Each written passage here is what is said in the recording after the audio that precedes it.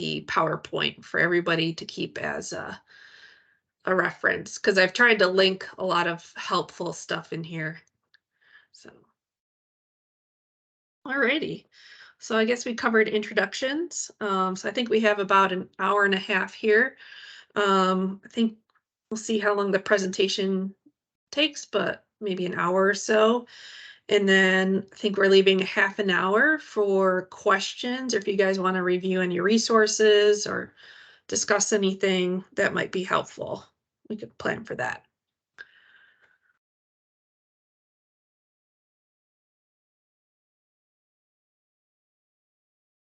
All righty. So for the agenda for this webinar, first, we'll go over your grant agreement. Basically, the grant you'll be signing with the state, the terminology, the parts of the agreement, and key award requirements. I recognize some of your names, so this might be kind of old news for you guys. You've already signed a few ARPA agreements, but for those who are new to receiving grants, hopefully this will be helpful. The second big piece would be issuing a subaward. So that's where we're going to go over the pre-sub award requirements, drafting the sub award, monitoring the sub award. And then lastly, we'll go over payments, setting up an A&R online account, completing a Form 430, and submitting a pay request. So, and I just want to, also throw in the caveat that, as state employees, we're not really able to give like legal advice, but we understand that this process is pretty confusing and pretty complex. We have a saying that no one should read codes of federal regulations alone in our group. So we're hoping to provide a little bit of guidance and clarity on this, what can be kind of confusing. All right, so for your grant agreement, and then, this is just a quick breakdown, the terminology, the parts of your agreement that we'll go over, the key award requirements, and then, of course, signing your agreement. All right, so terminology. This has been a fun one. So basically, a subrecipient is anyone who receives federal awards. So the state's a subrecipient, the municipality will be a subrecipient, and then the business is also going to be a subrecipient. So this gets kind of confusing. So we've kind of settled on calling the municipality either the municipal subrecipient or the grantee. And then the private entity receiving the award from the municipality, we're calling that the private subrecipient or the subgrantee. And then, of course, the state refers to the Department of Environmental Conservation. Procurement is the buying of goods and services. Milestones are basically points or stages of completion in the project that requires a certain amount of commitment of time and resources. And then deliverables are items that are created during the stage or during that milestone. So for example, a milestone might be obtaining required permitting.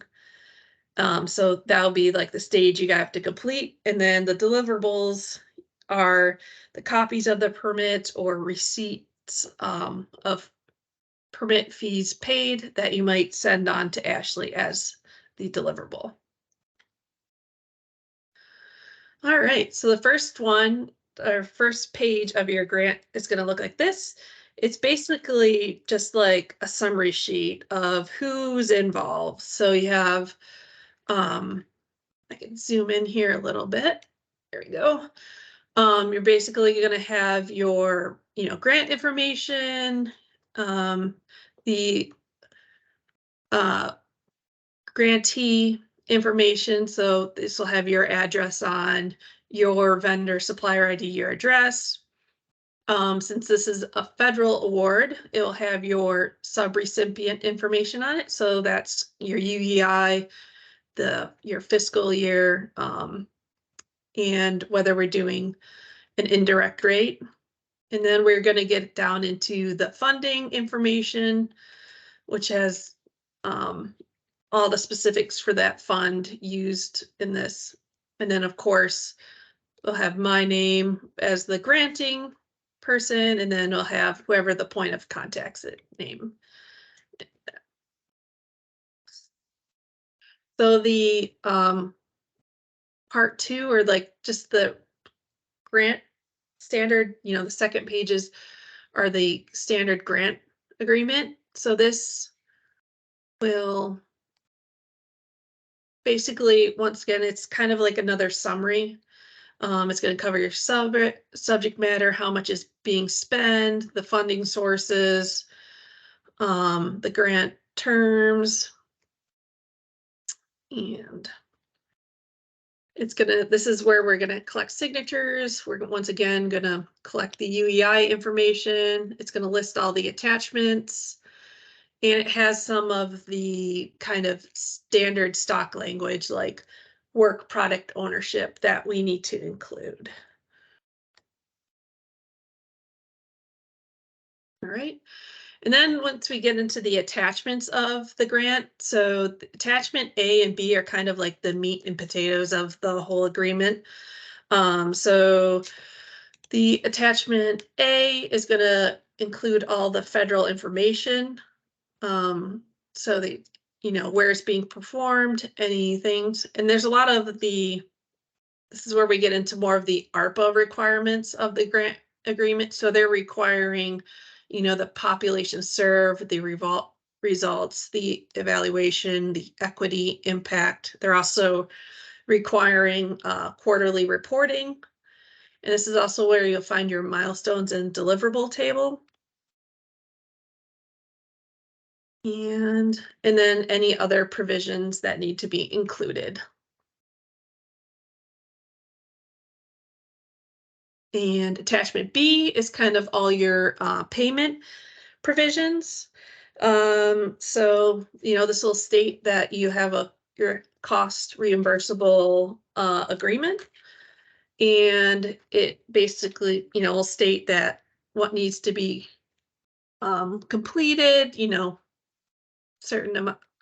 It's also going to have your risk level, which is basically when we do a risk assessment, and then we determine whether this is a low, moderate, or high risk level, which is something you'll be needing to be doing for your sub-awardees. And then based on the risk level, we determine that, if they're moderate or high, we need to do some additional monitoring to make sure things stay on track. We have some final payment information, and then other provisions. Okay, and then it also says how we want the payments submitted. So for these agreements, we'll want them submitted through the A&R online. And it also includes a blank form 430, but I've included that later on in the presentation.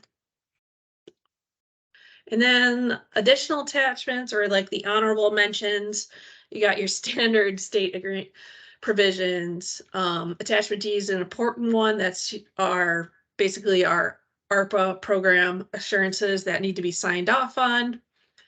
And then we're going to get into attachment E, which is like a template for the quarterly report. F, other provisions, and then G, some even more provisions. So.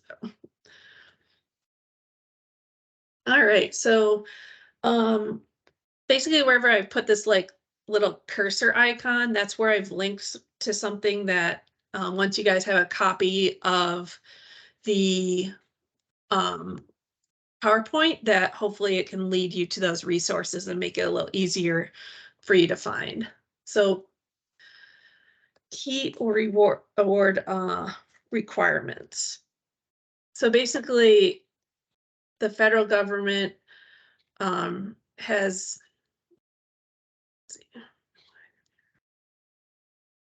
they basically have, yeah, some standard requirements that they have. So they require written policies. So for examples of that they require are allowable costs, conflicts of interest policies, and procurement policies are required.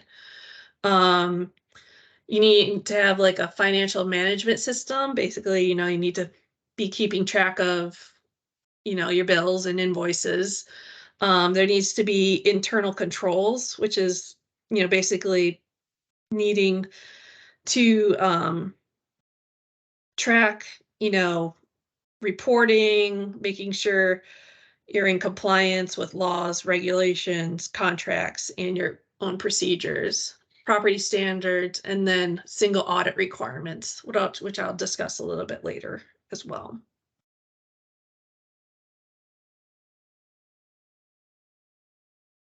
So some of the other key award requirements is the Vermont prevailing wage. So when this applies, if the project is not co-funded with a clean water state revolving fund, um, it's required.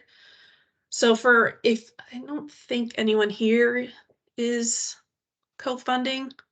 Okay, yeah. For some of my other projects, they're almost all co-funded with loans, and we're able to take that out because there's, some federal provisions that cover it. And then the project has to surpass the threshold of 200,000, which I think some of these projects don't meet that threshold as well, but some do. In how it applies. Basically, all the employees working on construction projects under this program shall be paid no less than the average prevailing wage as determined by the Department of Labor plus the 42.5% fringe benefit. And this is passed down through, and basically it's not just the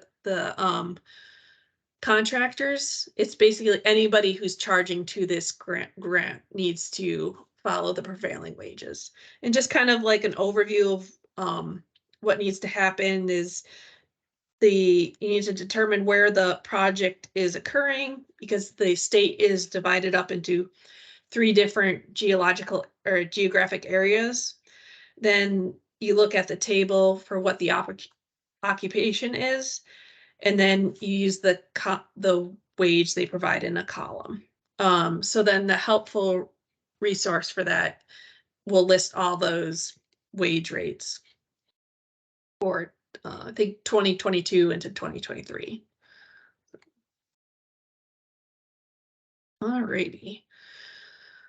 So the next is signing your grant agreement. So once Ashley and I have drafted that up, I'll be sending you a draft over that you guys will review and make any edits or suggested changes.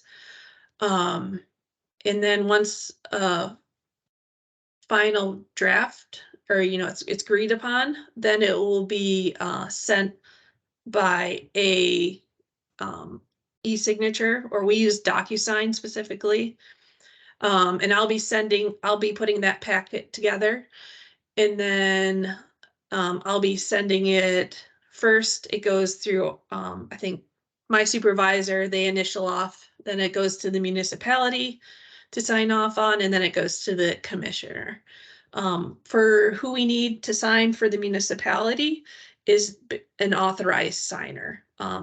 Some smaller groups just have one, some have multiple, but it does need to be an authorized signer.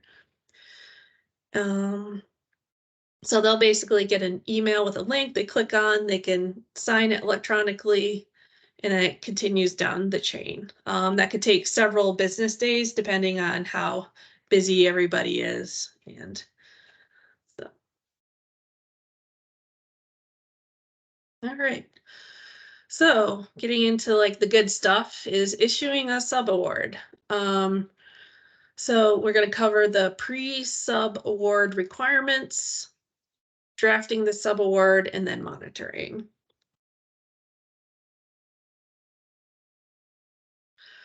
So the pre-sub award requirements, unfortunately, they are all required. They are not just fun exercises we are putting you through to, but yeah, so the first one is the sub recipient versus contract determination. This is basically just a form that is gonna that is required that whenever federal money is spent, that you're basically determining the relationship. Is this going to be like a sub-recipient relationship or like a contract relationship?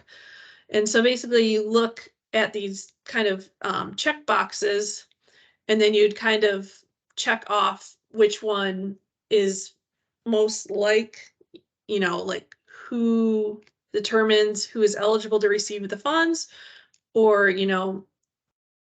um, has it performance measures in relation to whether it's being met, so you should be able to have more checks in one of these, and that will determine whether it's a sub-recipient relationship or a contractor relationship.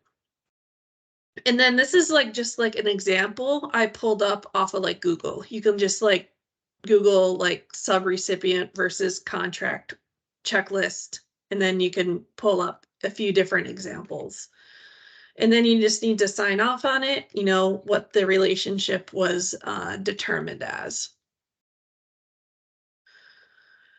The pre-award risk assessment questionnaire. This is one's like a little bit more tricky, but this is basically an evaluation of the private subrecipient for risk of noncompliance with federal statutes, regulation, and terms and conditions of the subaward.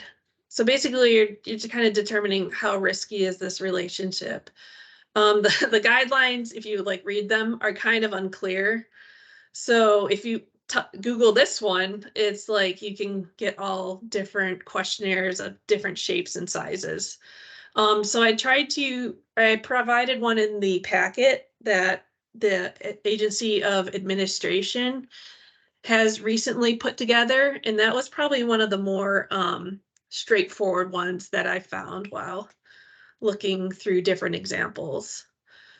So basically, once you go through this kind of matrix, you're gonna come up with the risk level of, is it this a low risk, moderate risk, or high risk? And you're gonna be looking at things of like, how complex is the project?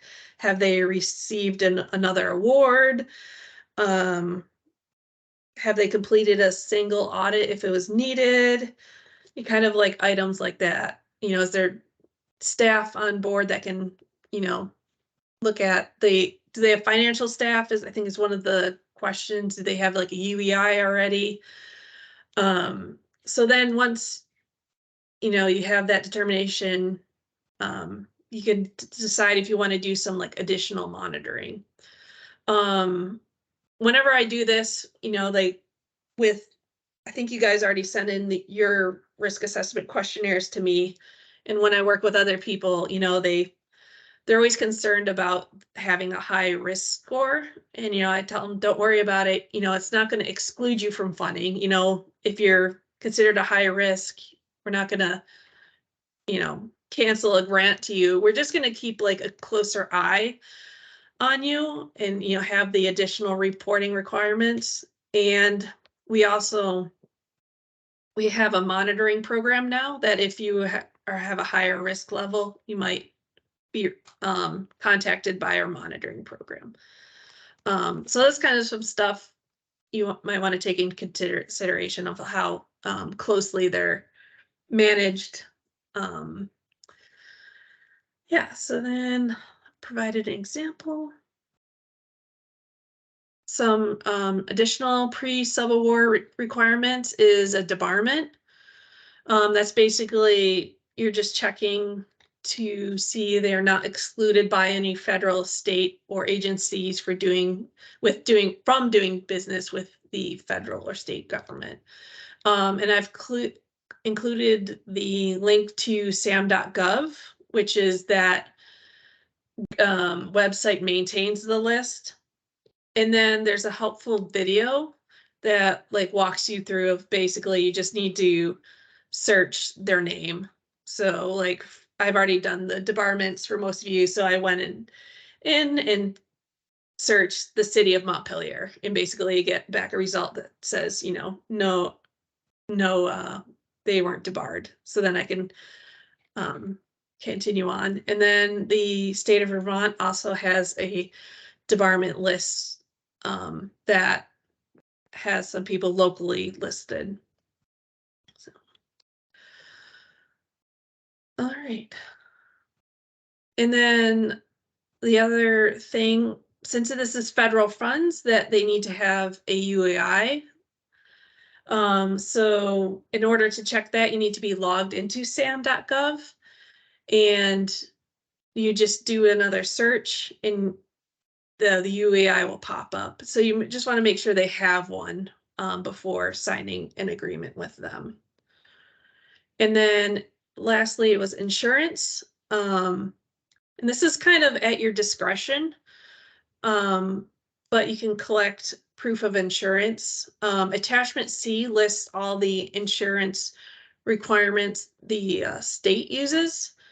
So if you want to review that and look and see, kind of as kind of like a base to where to start. You can also consider additional insurance requirements like professional liability, for contractors. It's also something to consider, but that is at your discretion. All right. So for drafting the subaward, there was an example subaward template provided in the resource packet. So hopefully that will give you guys an idea of like what one looks like and how the terms and conditions are passed down. I also provided guidance on on indirect cost. So as the municipality could charge for administering the grant and help to pay for, that. Let's see. So you can use your indirect cost negotiated. I think you guys should have that in like a letter, or you can use the 10% de minimis if you do not have a federally negotiated indirect cost rate. Let's see, and then, so I think for state and federal provisions to include, the state prevailing wage, if applicable, needs to flow downward.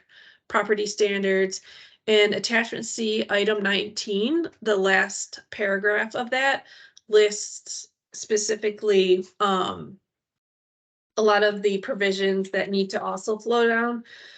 That includes like taxes, child support, all those kind of federal, like equal and fair work. So that's all like laid out there as well. And I just wanted to highlight that one specifically because in our monitoring, we're finding that isn't quite flowing down into the subcontracts of awards. All right, so we're monitoring the subaward. So we'll have to have the review the pay request and project deliverables. So we'll need those checked for accuracy and completeness before being passed on. The quarterly reporting must be completed quarterly. This is part of the agreement, and we're kind of struggling with that one right now.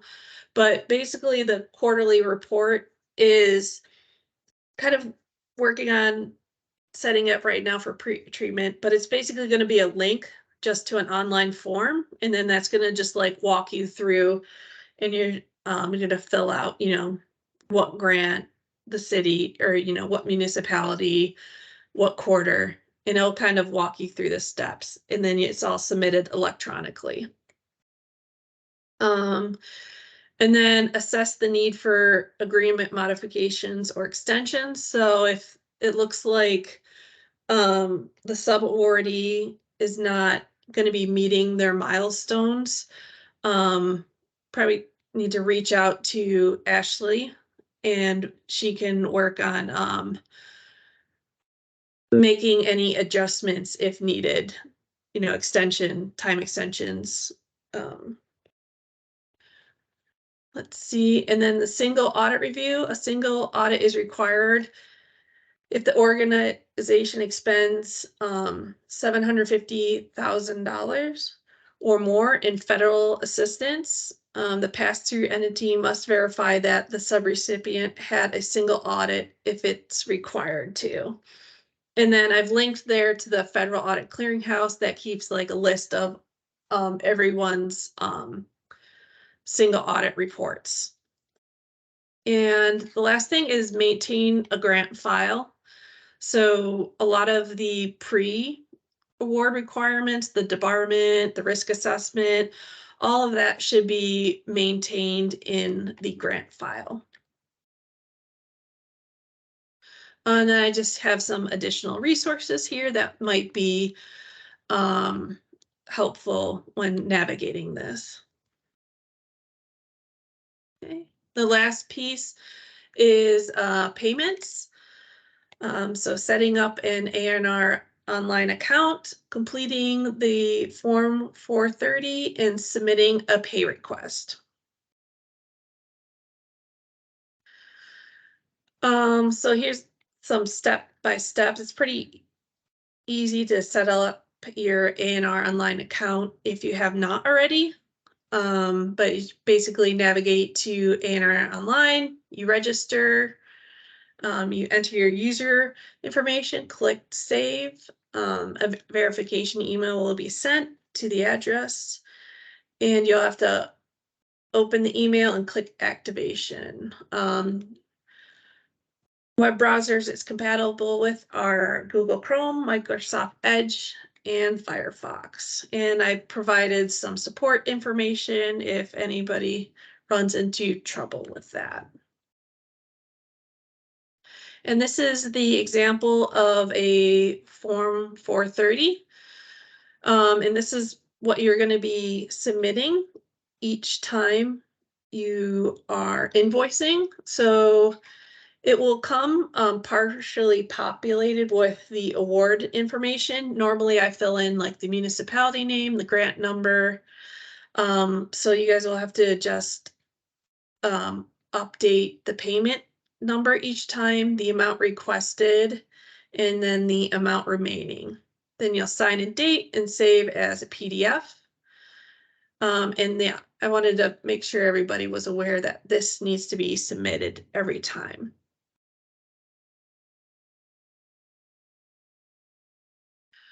And to submit a pay request, you have to sign into A&R Online, and then you can use the form finder to locate the grant and contracts invoices. You enter the grant number to begin the process. There'll be just like one space where you can fill it in, and then once you fill it in, it'll bring up more of the information. So then you enter your invoice information, and then you want to add any attachments, which would be like the Form 430 must be submitted as an attachment, and then any deliverables required if they were not emailed directly to the TPM. That's a matter of preference. Some people like to submit it through an A&R online, and other people like to reach out to their TPM directly. And then you just hit submit for the pay request. Pay request will be sent to Ashley to review. And then once she'll check over, everything to make sure it looks accurate. After the approval, it will pass to the finance team who will process it, and then the payment will be issued. And it can be issued as a check or through the automated clearinghouse, which is basically like a, directly deposited into the account. So I've attached that link right there, takes you to the form you need to fill out to have that set up.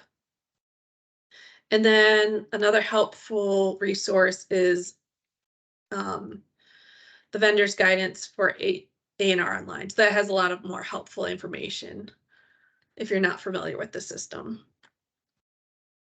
Um, Lastly, there's closeout. So I've there's the subrecipient annual report. So I've included a couple helpful resources for that. And then when you submit your last invoice, make sure you're checking the final payment box, um, because that initiates like some other steps on our ends for reviewing and closing thing up. And definitely make sure you don't check that before it's the final payment, because that often causes a lot of confusion and things get closed out before they're supposed to. And so just be mindful of that. And then just for record keeping, I've provided also in your resource guide, but also linked to it is the grant file checklist. And this is a really helpful resource of like what should be kept on file. Um, yeah, and if you have a monitoring visit, they'll things off of that list are what they'll be requesting. I think that about covers it. Do I have any questions?